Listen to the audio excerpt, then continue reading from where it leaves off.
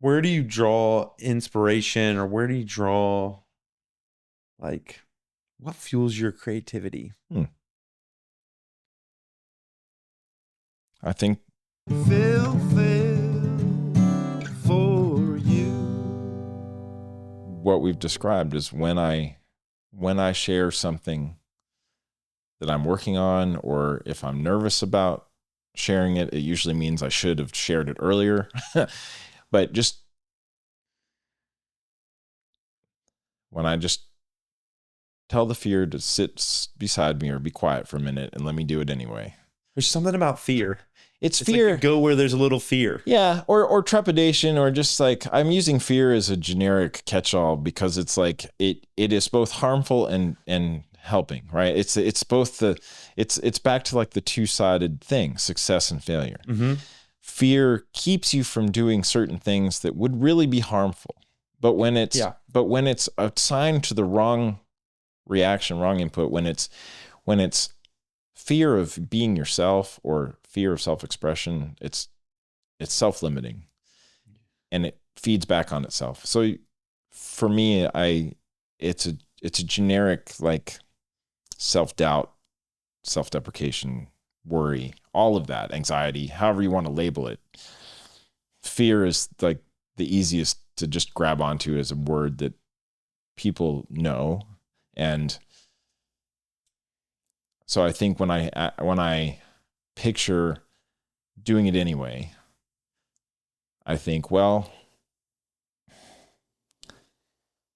I'm stuck. I need to think, how do I restart the spark? How do I get inspiration to do something? I just don't want to do it. Well, sometimes you just do it anyway, whatever it is. And it just because you know the discipline, it needs to be done. It doesn't feel like inspiration, it's just the act of doing it, the act of starting, the act of committing to yourself to do it anyway, tends to make everything better. Yeah. When I do that, the other side of it is when I share something, or I get excited about something, or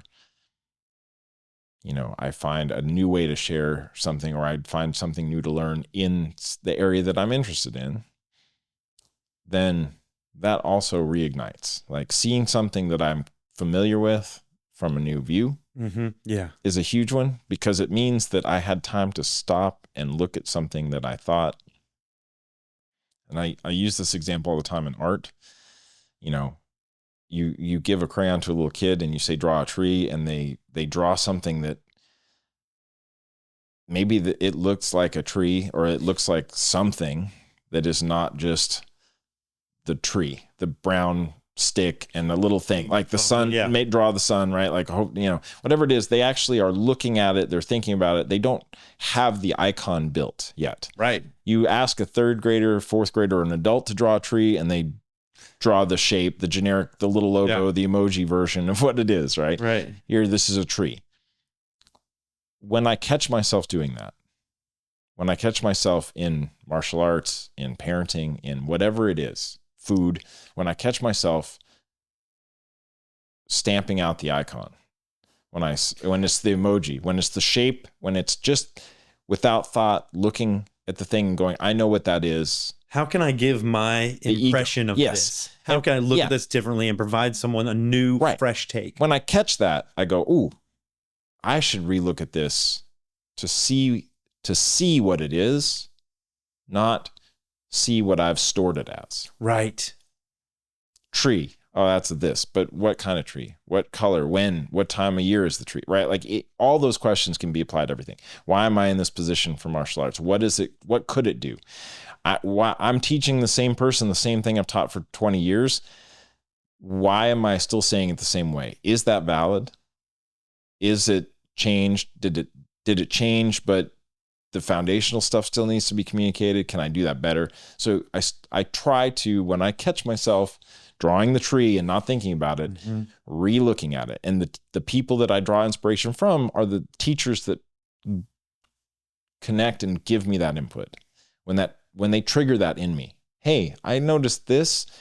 you should probably re-examine or relook, or they restart that fire a little bit. Yeah. So that's how it's the way I try to do it, and I fail quite often because it's you get in a routine and habit in all areas of your life because it's efficient. We're pretty efficient. Yeah. We have a lot going on, and so we start to just store things, and it's good enough, it's close enough, but when you're trying to get unstuck, take the thing that you are 100% sure of, and I guarantee you that's where you start. You'll suddenly realize you don't know anything about it. Right. You reread a book, you rewatch a movie. Have I ever watched this movie? I didn't understand this movie at all the first time I saw it. Whatever it is, like just re-looking at the thing that you are so sure of, guaranteed to just create a whole new wave of thought and emotion and spark creativity. Yeah.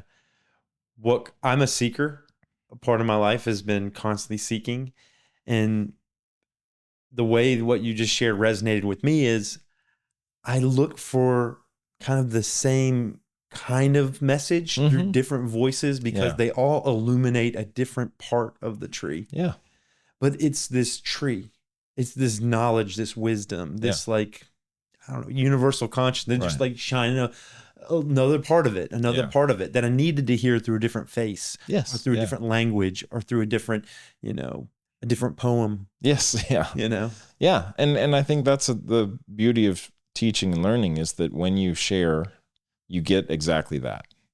When you can be both the seeker and the sharer, then you can hear what those things that you've gone out and seek. Can you give that your voice, your lens, your understanding that you've uniquely created in your head? When you share that, you do that for other people, that you're just telling me that that's what you were looking for. Yeah. You add to the voices that other people can hear to get another view of their tree or another facet on the diamond or whatever it is. So it allows you to contribute to a greater whole when you share. And it's almost, I don't know how not to do it. Luckily, it never totally died. Right? I just moved it around and tried to hide it from the people that didn't want it, but it never stopped. Yeah.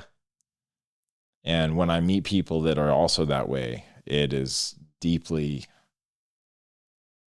I'm grateful, because it's like, oh, I know you. Yeah.